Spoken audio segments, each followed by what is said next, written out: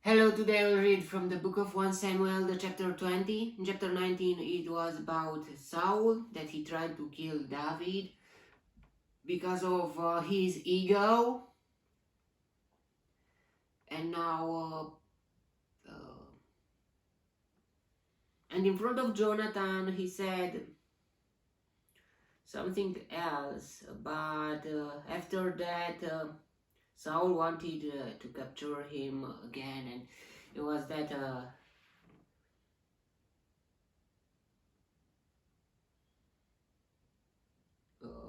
thing, and Michal, his daughter, the daughter of Saul, escaped him because his daughter was married with him, and yeah, it was weird. Weird because Saul wanted to kill him, and it was not weird. I mean, we understand that he had the problems with his ego, and yeah, but it's not normal. We understand the thing. I understand the thing, but it's not normal.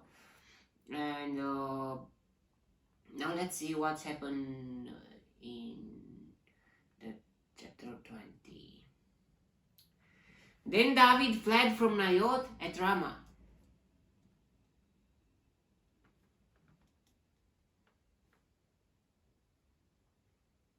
And went to Jonathan and asked, "What have I done? What is my crime? How have I wronged your father that he is trying to take my life?" "Never," Jonathan replied. "You are not going to die.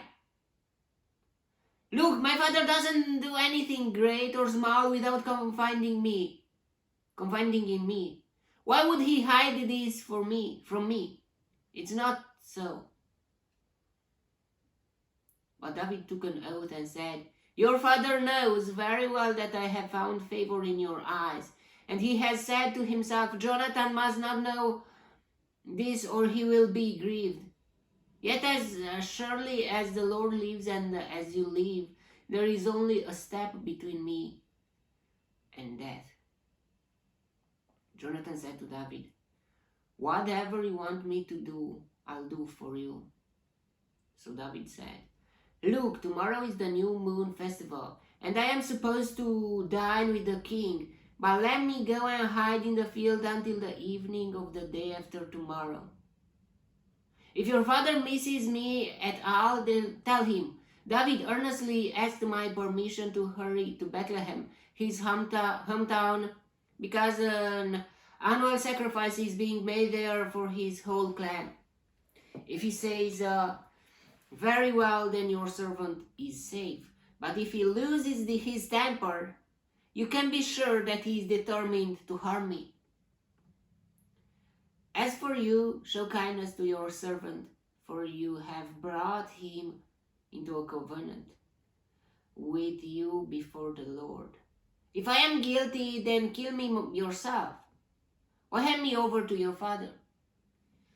"Never," Jonathan said. "If I had the last inkling that my father was determined to harm you, wouldn't I tell you?" David asked, "Who will tell me if your father answers you harshly?" "Come," Jonathan said, "let's go into the field." So they went there together. Then Jonathan said to David, "By the Lord, the God of Israel, I will surely sound out my father by this time the day after tomorrow. If he is favorably disposed toward you, will I not send you word and let you know? But if my father is inclined to harm you, may the Lord deal with me, be it ever so severely. If I do not let you know and send you away safely, may the Lord be with you as he has been with my father. But show me unfailing kindness like that of the Lord as long as I live, so that I may not be killed. And do not ever cut off your kindness from my family, not even when the Lord has cut off every one of his David's enemies from the face of the earth." So Jonathan made a covenant with the house of David, saying, "May the Lord call David's enemies to account." And Jonathan had David reaffirm his oath out of love for him, because he loved him as he loved himself. Then Jonathan said to David, tomorrow is the new moon festival. You will be missed because your seat will be empty. The day after tomorrow, toward evening, go to the place where you hide when this trouble began, and wait by the stone Ezel. Wow! Even they had names on the stones. It was very interesting.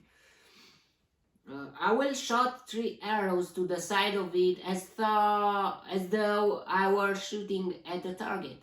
Then I will send the boy and say, go find the arrows. If I say to him, look, the arrows are on the side of you, bring them here. Then come, because as surely as the Lord lives, you are safe. There is no danger. But if I say to the boy, look, the arrows are beyond you, then you must go, because the Lord has sent you away. And about the matter you and I discussed, remember, the Lord is witness between you and me forever.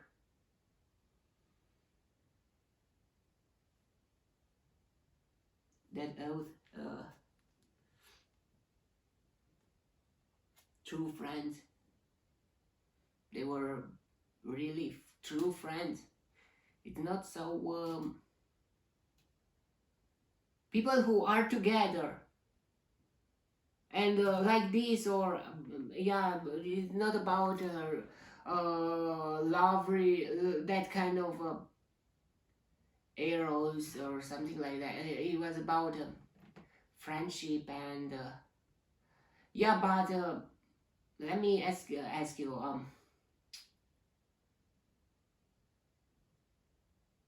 your wife, you and your wife, it's not, it's about you and your wife. You should have all the love between you and her, love of a friendship, love of all the love, all kinds of love, not just one, all kinds of love of sacrifice, love of everything. Let's continue this.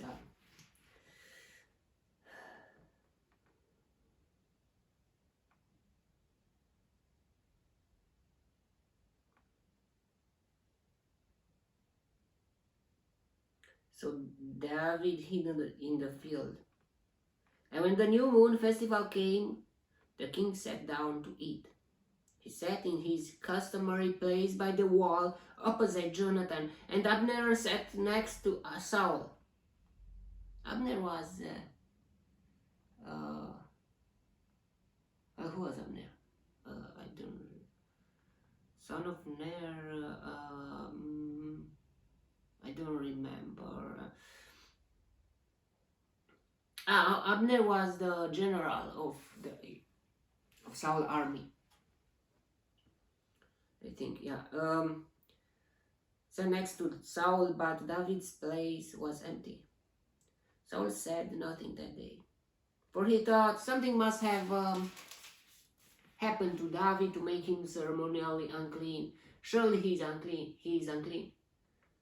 But the next day, the second day of the month, David's place was empty again. Then Saul said to his son Jonathan, why hasn't the son of Jesse come to the meal, either yesterday or today? Jonathan answered, David earnestly asked me for permission to go to Bethlehem.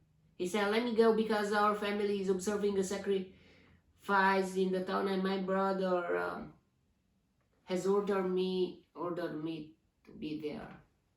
Yeah, was it the truth, or it was just a question that to reveal something from Saul's mind?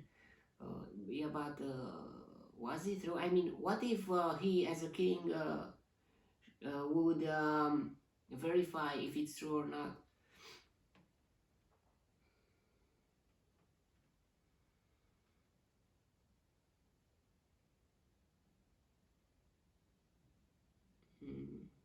Has ordered me to be there. If I have found favor in your eyes. Let me get away to see my brothers. That is why he has not come to the king's table. Saul's anger flared up, and Jonathan, and he said to him, "You son of a perverse and rebellious woman." Whoa, whoa, whoa, whoa, whoa, whoa, whoa.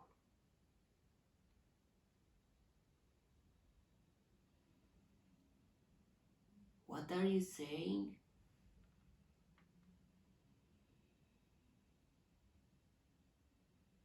About your wife? And about your son?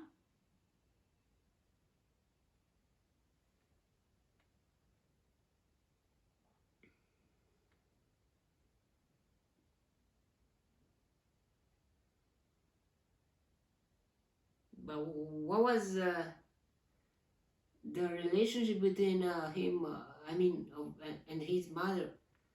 Was he angry about his mother too? I mean, his wife? Maybe they had some conflict. Why he attack his wife instead of him? You son of a perverse and rebellious woman. Wow.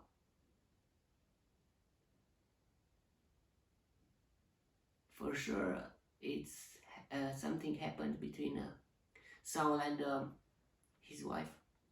Maybe he had more wives, I don't know, but his wife, that wife that he born Jonathan, that she born Jonathan, and yeah, the mother of Jonathan. Don't I know that you have sided with the son of Jesse to your own shame and to the shame of the mother who bore you? What is the thing with the mother? I mean, yeah, I don't know. Who bore you? I mean, your mother bore you, but what? My mother is your wife, and I am your child. And my mother without you, that you, the soul, from you I appeared. I was so... Yeah, when you are angry, you say words, not controlled words, but it's not okay as a king, even as a normal human. I mean, but as a king, to say something like that. The stability in your family is the most important thing, and healthy family, healthy. That is characterizing, identify you, or how can I say, your strength. I mean, yeah, you alone, but still, you need a family to support you. A wife, and your children, and yeah.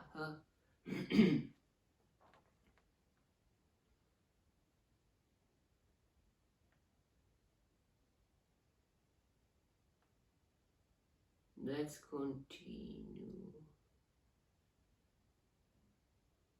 As long as the son of Jesse lives on this earth, neither you nor your kingdom will be established. He says something. Now send and bring him to me, for he must die. He told him so rash words about him and about his mother, I mean, about his wife. But still, he said something at the last part. Neither you nor your kingdom will be established.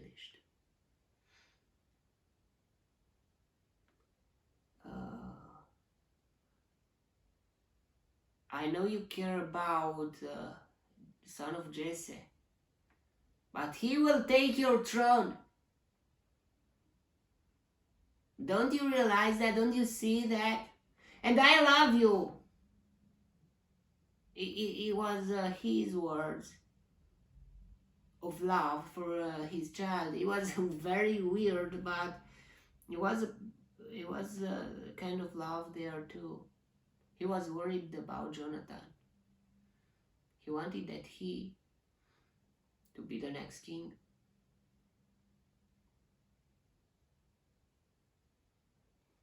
He was his first son.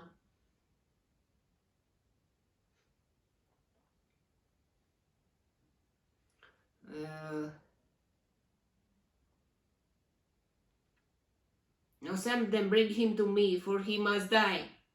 Why should he be put to death? What has he done? Jonathan asked his father. But Saul hurled his spear at him to kill him. Then Jonathan knew that his father intended to kill David. Wake up, Jonathan. Don't you see that David will take your throne? And I, as your father, I don't accept this. I want that you to be the king. Because I am the king, and you must be the next king. You are my first son, my firstborn, my first son, and yeah, but still it was very, very interesting. I mean, yeah.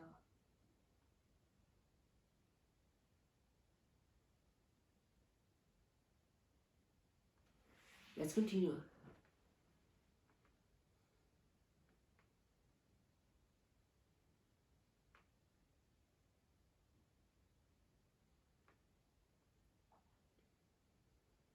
But Saul hurled his spear at him to kill him. Then Jonathan knew that his father intended to kill David.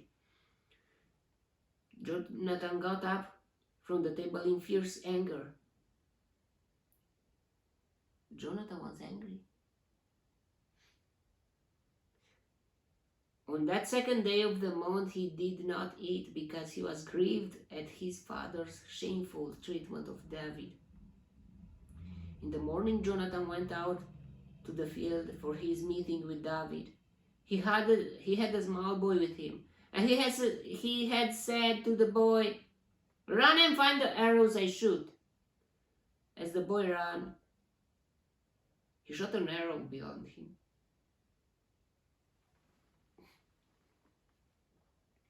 When the boy came to the place where Jonathan's arrow had fallen, Jonathan called out after him, "Isn't the arrow beyond you?" Then he shouted, "Hurry, go quickly, don't stop!" "Isn't the arrow beyond you?" Then he shouted, "Hurry, go quickly, don't stop!" The boy picked up the arrow and returned to his master. The boy knew nothing of all this, only Jonathan and David knew.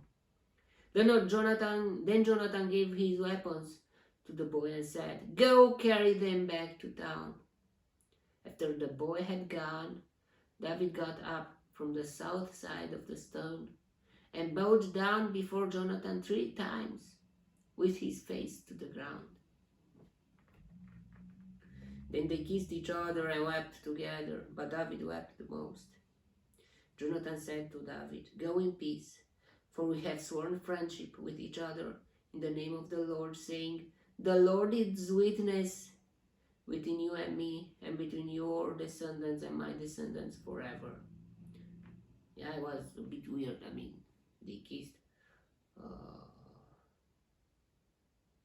each other and wept together. Friendship kiss, but still we don't allow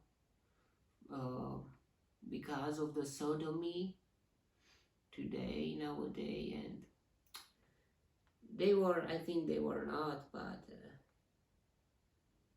they did not something more than that, but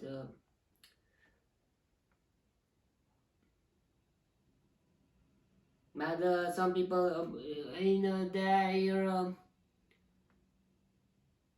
tradition. It was they were kissing like a salute or something, but it was weird. I mean,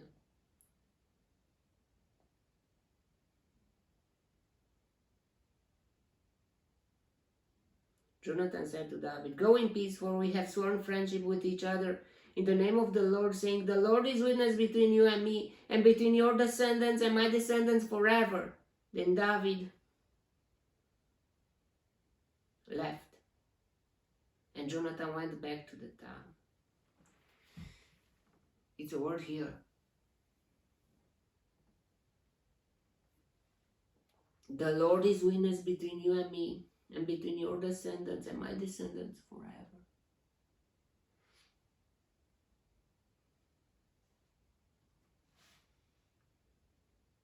I really don't know what will really happen after that. We will see a bit with the son of Jonathan and David. We will see something, but more history about that, about their descendants of Jonathan, of his son. I don't know, but yeah, forever.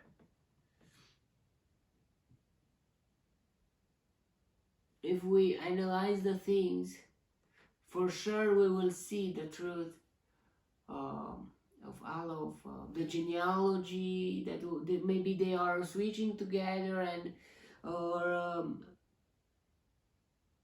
we will. I don't know what will happen, but it was very interesting. I mean, can you do that? To swear that you to swear me and my descendants. I am the leader of my descendants. Really? Are you? You should be. I mean, that's the normal thing that God created. But still, it is very wow. Then you see that you, as a man, and even as a woman, a mother to lots of descendants, or a father to lots of descendants, you form generations. You form the next generation. I mean, you even gave birth to the next generation. Physical too. I mean, your wife. Physical too. Not just a thing that conception or but a real conception. Not a thing that yeah. Okay, that was very interesting. We see so much. They were friends, real friends, and it's not a very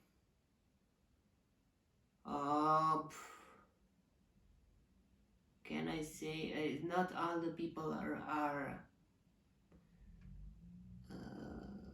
this word is not a Christian thing. I mean, lucky. It's not lucky or unlucky. It's not from the God, from the Bible. It's illegal. I mean, there are not such things. But still, how can I say this? Not all the people are with this thing in their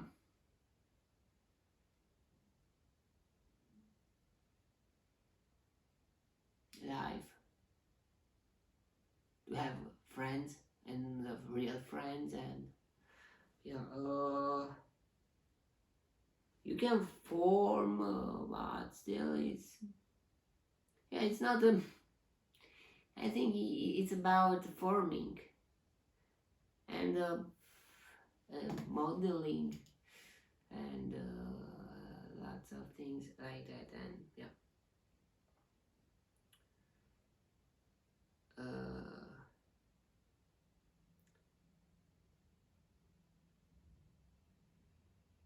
it was very. His father wanted to kill him. his friends, but his friend, his best friend.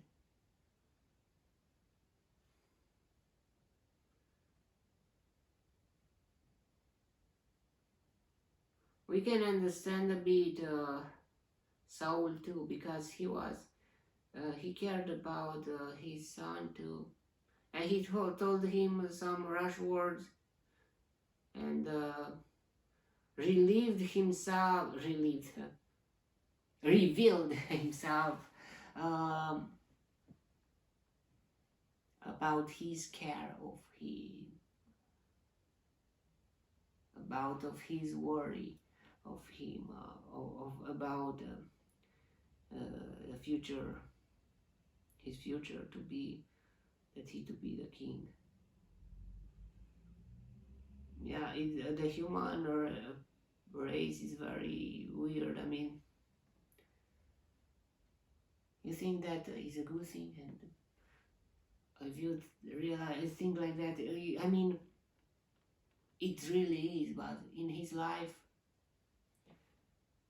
was it like that? Saul knew. Saul knew that why wanted to kill him, to kill David. Saul knew that he was the chosen one. That he will replace him. He wanted to kill him, but can you change something that God has said? You can never change something like that, even if you try. God's promises are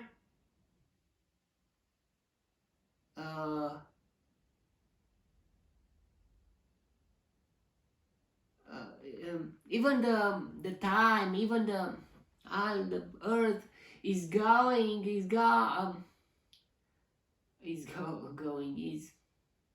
changing or disappearing. The word of God will never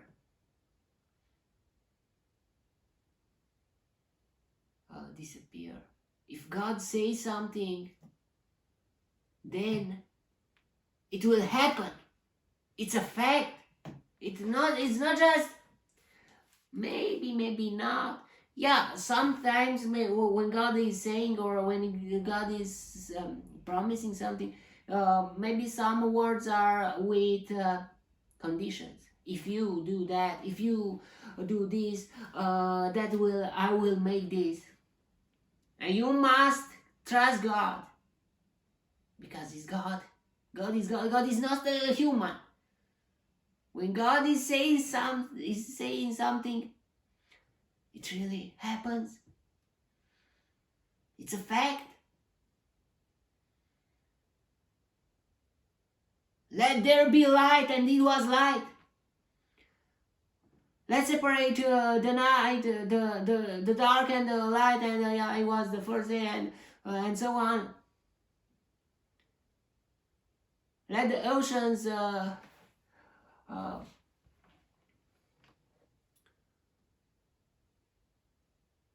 be gathered. And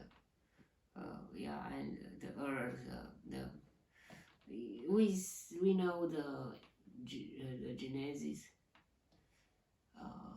and God is the same always.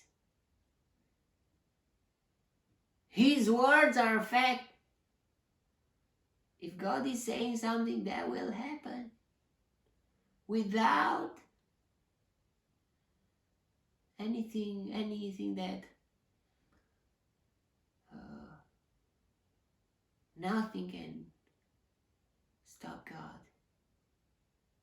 If God is determined to do something or to make something. Who should be your best friend? God. Who should you ask? To whom should you ask something? To Him, because in His hand,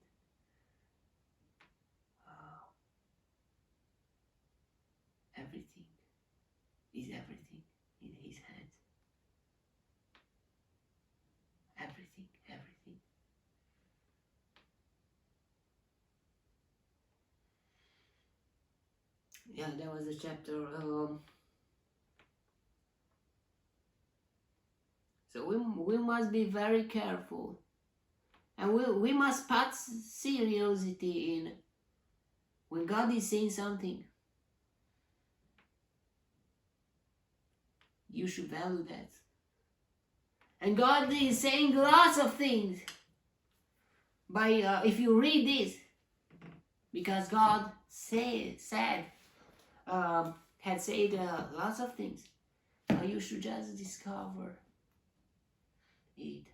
Read the Bible, study the Bible, and you will see what God, who is God, what God has said, and to understand this existence. This is the manual of this life, the Bible.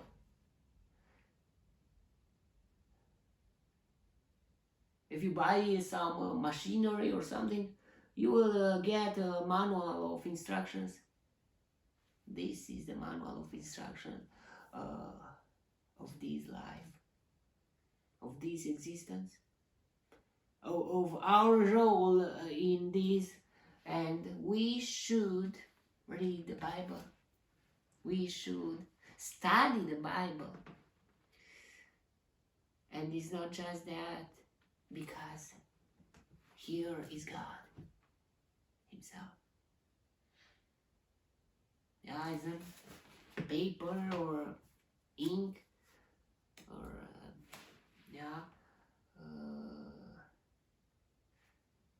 but the meaning of the word, but the words.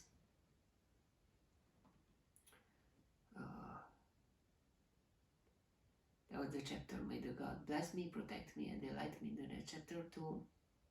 And if you want to, will see me there too. God bless you all, and goodbye.